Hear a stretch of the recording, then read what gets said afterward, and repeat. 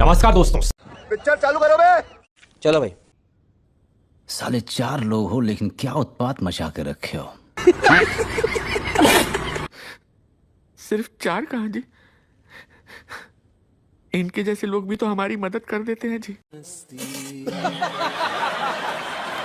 हिंदू हैं कहाँ? हिंदू का मतलब होता है गुलाम। हिंदू राष्ट्र का मतलब है इंसान को एक जानवर से भी बदतर जिंदगी देना। यही हिंदू राष्ट्र है। मतलब आपके कहने का अर्थ यह है कि हिंदू राष्ट्र का मतलब होगा भगवा गुलामी। अभी बदत है भाई, अभी बदत है। एक भगवा का है, भगवा को इनके बाप का है, कलर को इनके बाप का है। ये तो कलर तो बड़ा करते हैं, चाहे भगवा कहो, संतरी कहो, गेरुआ कहो, ऑरेंज कहो। ईश्वर ने नहीं दिए, हमें प्रकृति ने दिए हैं। भगवान ने नहीं दिए, प्रकृति ने दिए हैं। भगवान ईश्वर तो एक कल्पना है, बनाई हुई इन पाखंडियों का खेल है। बाबा जो हैं धीरेंद्र शास्त्री, उनके बारे में आपकी क्या राय है? वो तो अध्यात्म से जुड़े हुए व्यक्ति हैं, वो तो सनातनी है, खुद को कट्टर सनातनी कहते हैं। अभी मजा आएगा ना। नहीं, सनातनी सड़े तन वाला है, मानसिकता उसकी खराब है, पाखंडी है, ढोंगी है। मैं सिंपल सी बात कर रहा हूँ, ये जो अभी जो सत्ता में आए हैं अनपढ़ हैं। कह रहे हैं आप लोग फर्जी वोट करते हैं तो जाहिर सी बात है ये सारी चीजें करनी पड़ेगी। अरे प्रधानमंत्री फर्जी है। सबसे बड़ा फर्जी आदमी इस समय दिल्ली की गद्दी पे बैठा है, जो चोर है। कैसी बात है, मर्यादा में रहिए। प्रधानमंत्री को मर्यादा में रहना चाहिए, हमें नहीं। शाबाश बेटा। We are a making a prime minister, we are a public. ये हुई ना बात। तो प्रधानमंत्री मनमानी करेगा ना तो कॉलर पकड़ के खींच के लाएंगे उसके ऑफिस से। गजब बेइज्जती है। अब ये बीजेपी के नेता जाएंगे घर पे वोट मांगने तो लोग चप्पल निकाल के दौड़ाएंगे। सबसे ज्यादा तो तुम दलाल ही टेंशन में हो। अखबार में ये छप रहा है कि प्रधानमंत्री आम कैसे काट के खाते हैं। अबे वो प्रधानमंत्री हैं, वो आम काट के खाए, चूस के खाए या ठूस के खाए। धीरेंद्र शास्त्री फिर से हिंदू राष्ट्र मांग रहे हैं। धीरेंद्र शास्त्री वही चोट्टा है, बार बार इसको मिर्गी उपटता है। कईयों बोलता है हम सामाजिक लोग हैं, कईयों बोलता है कि हम धार्मिक लोग हैं, कईयों धर्म को बेच देता है और कईयों अपने बाबूजी बना लेता है। ये कुछ दिन पहले चिल्ला रहा था कि जो लुगाई नहीं संभाल सकता वो देश क्या संभालेगा। फिर अब इसको जब सरकार बन गई, फिर इलेक्शन बिहार वाला खत्म हो गया, तो फिर ये हिंदू राष्ट्र का मांग कर रहा है। मतलब एक कोई भी सऊदी अरब से कोई गुंडा आए या ये दुबई चला जाए और मुसलमानों के बीच में रहे तो ऐसे दुआ मांगता है। ये धीरेंद्र शास्त्री हिंदू राष्ट्र बनाएगा। जिस देश को संविधान राष्ट्र बनना चाहिए उस देश को कुछ टटपुंजिया बाबा हिंदू राष्ट्र बनाने पे तुले हुए हैं। धीरेंद्र शास्त्री क्या कह रहा है कि हिंदू राष्ट्र बनाएंगे, आप मुझे खून दो मैं तुम्हें हिंदू राष्ट्र दूंगा। नहीं, हाथ देखना।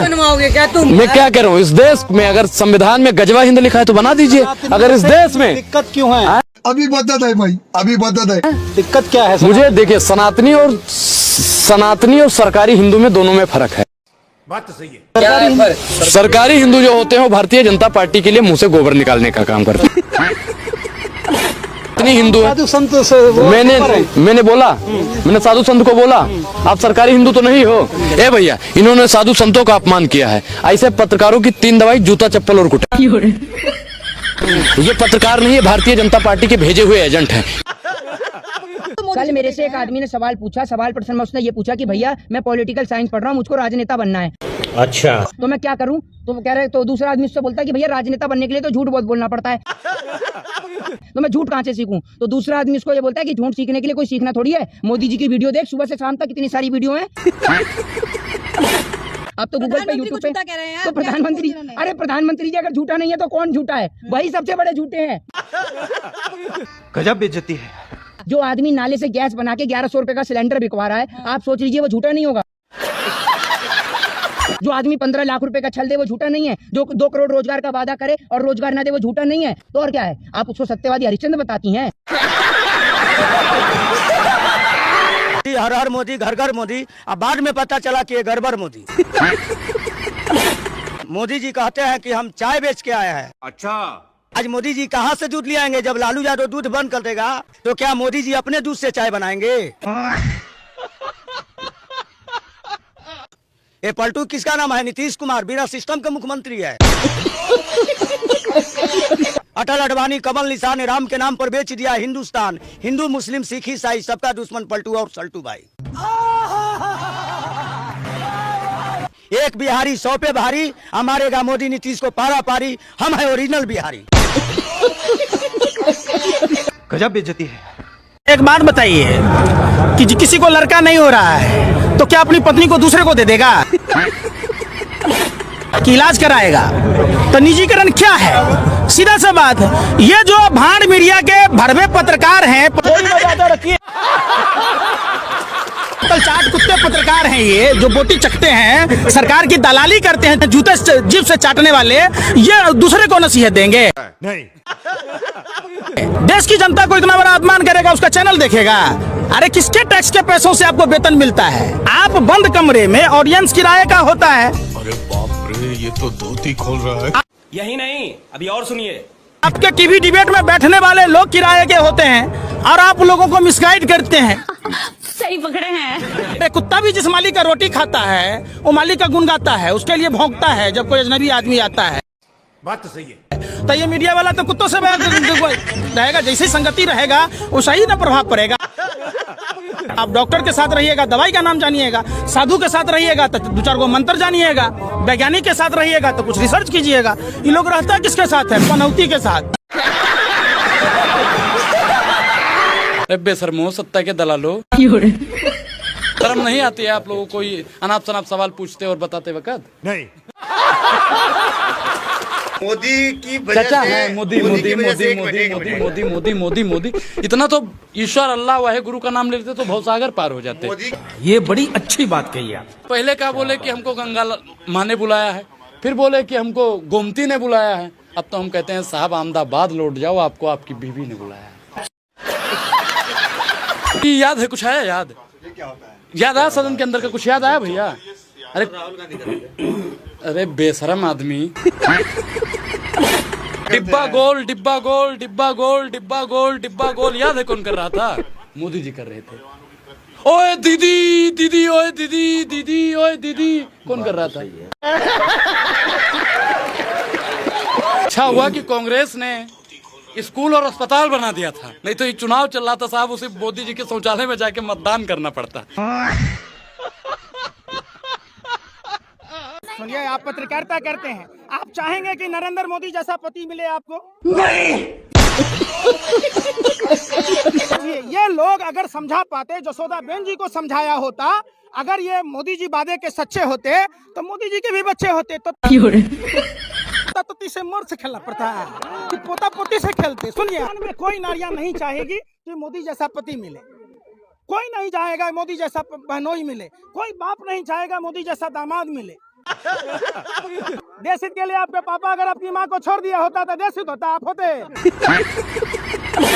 अरे निकम्मे निठल्लो, बेशर्मो निर्लज्जो, यहाँ किसान आंदोलन में तो आया होता, वो धोती या गमछा चंदन लगा के यहाँ भी तो बैठ जा। मदारी का खेल देखे हैं? मोदी नहीं मदारी है, झूठ बोलने की इसको पैदाइशी बीमारी है। राख को मंजन बना के बेच लेता है, रस्सी को सांप बना देता है, वो हवा मिठाई बेच रहा है। 2 रुपया में घड़ी लीजिए, साइकिल लीजिए, जो कहिएगा बना के रेडियो सब दे देगा। एक बाबा है अनिरुद्धाचार्य, जिनका लॉजिक हम लोग को समझ नहीं आता। गोबर में से गेहूं निकालो, बच्चा पैदा हो जाएगा, खा लो।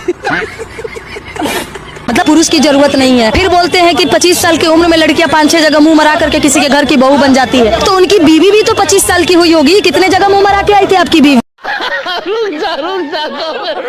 अनिरुद्धाचार्य की एक बेटी है या होगी, तो उसकी बेटी भी 25 साल की होगी, वो भी 5-6 जगह 10 जगह मुंह मराएगी और किसी के घर की बहू बन जाएगी। देखे भाई टीवी पे क्या न्यूज है। प्रधानमंत्री नरेंद्र मोदी के बारे में ये है अब तक का सबसे बड़ा खुलासा। आइए देखते हैं, मजा आएगा। ऐसा राज जो न खुद मोदी को पता हो, ये कहानी है मोदी के पिछले जन्म की। यही नहीं, अभी और सुनिए। नरेंद्र मोदी वो अपने पिछले जन्म में थे कट्टर मुसलमान। क्या बात कर रहे हैं? जी हाँ, पिछले जन्म में नरेंद्र मोदी कट्टर मुस्लिम नेता सर सैयद अहमद खां थे। कुछ भी बस अब तो पूरा का पूरा न्यूज टीवी ही बंद, अब सिर्फ वेब पे देखेंगे क्वालिटी न्यूज। थोड़ी मर्यादा रखिए।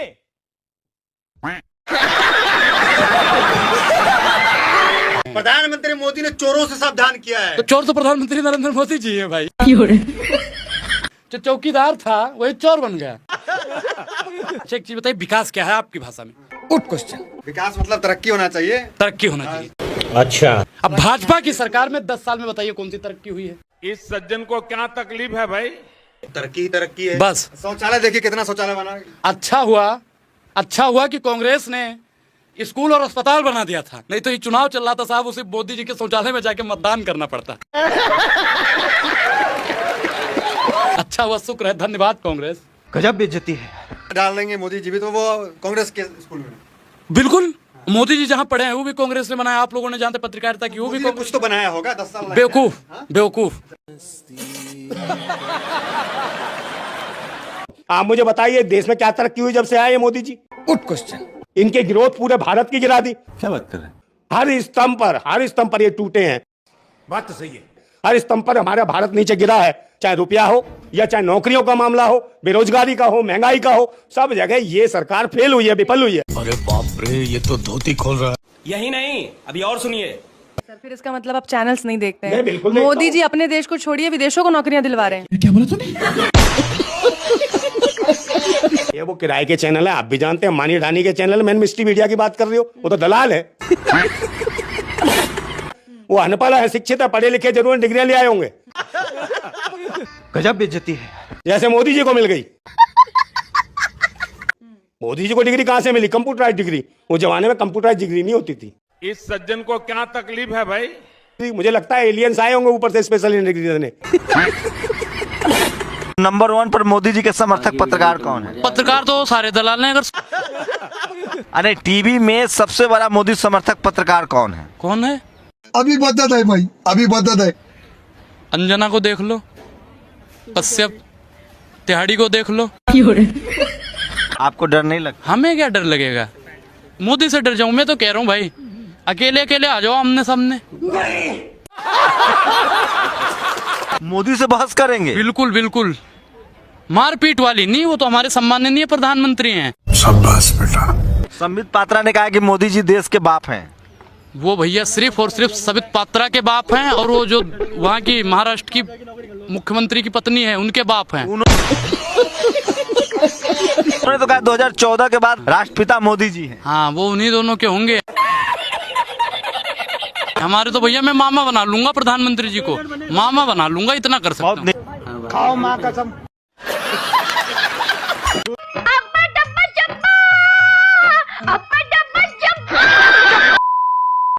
एनर्जी सेक्टर में हम आत्मनिर्भर हो। Edible oil. अब ये कुछ नया लाए हैं हमारी बाबा रणछोड़दास। ये तो अभी ट्रेलर है, पिक्चर अभी बाकी है। कि मोदी आत्मनिर्भर की बात करता है तो मल्टीलेटरिज्म के सामने चुनौती तो बन नहीं जाएगा। कॉम्पिटिटिव ताकत के साथ खड़ा रहे। लॉजिस्टिक सिस्टम को और अधिक। ये क्या है? ये तो टट्टी है। ऐसा जीरो डिफेक्ट जीरो इफेक्ट वाला हमें दुनिया के सामने मैन्युफैक्चरिंग क्षेत्र में जाना। और जब मैं दुनिया को कहता था हम राजनीतिक लाभ नुकसान के गणा भाग के अंदर।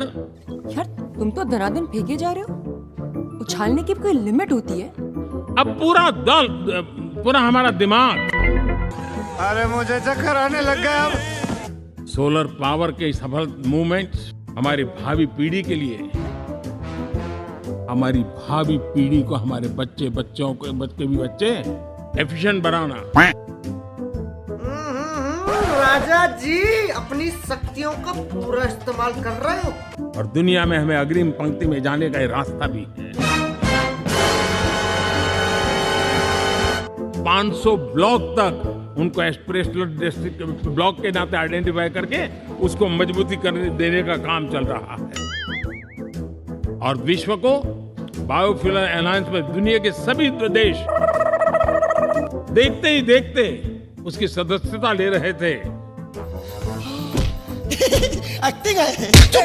अरे इस महत्वपूर्ण काम में महामूल्य दस्तावेज। ओह यार, और मैं एक बेचारे भूल गए होंगे, टेंशन बहुत है ना। इंडियन एस्पिरेशंस हमेशा हमारे रक्षा के लिए हमारी जीवन प्रेरणा बनी रहेगी। बहुत बहुत धन्यवाद।